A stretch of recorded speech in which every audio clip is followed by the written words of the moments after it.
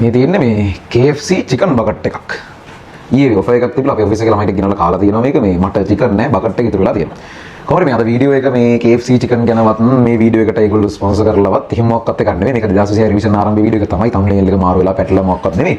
ඒකට යන්න කලින් මේ කතාව ඇදිලා ආපු එකේ මේ ගැන පොඩි දේවල් ටිකක් කියනවා. ඒක මේකෙන් ගන්න පුළුවන් පොඩි කතාවක් තියෙනවා. ඒක ගැන චුට්ටක් කතා කරලමු කියලා හිතුවා. එතනින් අපි මාරු වෙමු රිවිෂන් එකේ කතන්දරේට. ඒ කියන්නේ මේ ඔය මේකේ ස්ටෝරිස් අර මේකේ තියෙන කතන්දරේ කතාවේ හැටියට කවුද නම කර්නල් සෑන්ඩර්ස් වගේ මොන වගේ නමක් තියෙන මිනිස්සෙක් වයස අවුරුදු 65 දී තමයි KFC කියන මේ බ්‍රෑන්ඩ් එක ඔය චිකන් රෙසිපි එක හොයාගන්නේ. එතකොට ඔය මම කියන කතාව ඇතුලේ වයස අවුරුදු 65 66 වගේ පොඩි වෙනස්කම් තියෙනවා. නමුත් හරය ඇතුලේ කතාව මේක තමයි. මෙතනදී වෙන එකක් තමයි ඔය මෙයා මේක හදලා තමන් ඊට කලින් විවිධාකාර විදියට ගොඩ යන්න විවිධ ජොබ් කරලා රෙමින් උත්සාහ කරලා තියෙනවා. හරියන්නේ නැති මෙතන අන්තිමට යාට පුළුවන් දේ විදියට උයන්න පුළුවන්. මෙයා චිකන් රෙසිපි එකක් හදනවා. ඒ රෙසිපි එක තමයි ඔය කියන සීක්‍රට් රෙසිපි එක මේගොල්ලන්ගේ. එහෙම එකක් හදලා මේ එක මිනිස්සුන්ට සහ ඉන්වෙස්ටර්ස්ලාට විශේෂයෙන්ම මේකට ආයෝජනය කළා. මොකද මෙයාට මේක බ්‍රෑන්ඩ් එකක් විදියට බිල්ඩ් අප් කරන්න මෙයාට කඩයක් දාන්න සල්ලි නැහැ. මෙයාට තියෙන්නේ උයන්න පුළුවන් හැකියාව චිකන් ටිකක් ගන්න හැකියාව විතරයි. ඒකෝට එතනින් එහාට ගිහිල්ලා මේක එස්ටැබ්ලිෂ් කරන්න කඩයක් විදියට කරන එකට මෙයා විවිධාකාර මිනිස්සුන්ගේ ගෙවල් වලට ගිහිල්ලා මේ උත්සාහ කරනවා. එහෙම තැනකට මේක වෙනස් කරන්න.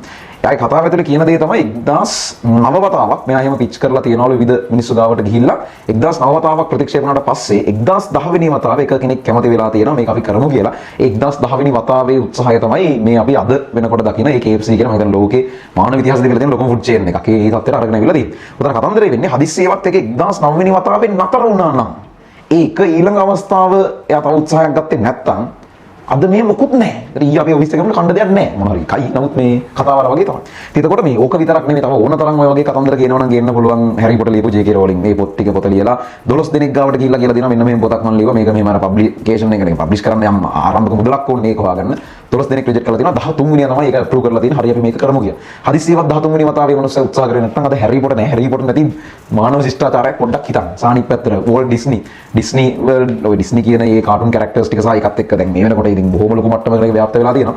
ඩිස්නි පළවෙනි ජොබ් එකෙන් යාව අස් කරනවා. ආ ක්‍රියේටිව් නෑ. වා මේ ජොබ් එකට හරියන්නේ නෑ. මේ ජොබ් එකට ඕනේ ක්‍රියේටිව් මිනිස්සු අලුත් දේවල් හිතන්න පුළුවන් මිනිස්සු. වා ක්‍රියේටිව් නෑ. වා මදි. වා මේක හරියන්නේ නෑ. වෙන මොකක් හරි ජොබ් එකක් කරන්න කියලා ජොබ් එකෙන් ඒ මනුස්සයා වයින් කරනවා. ඒක ක්‍රියේටිව් නෑ දක්ෂ නෑ කිය.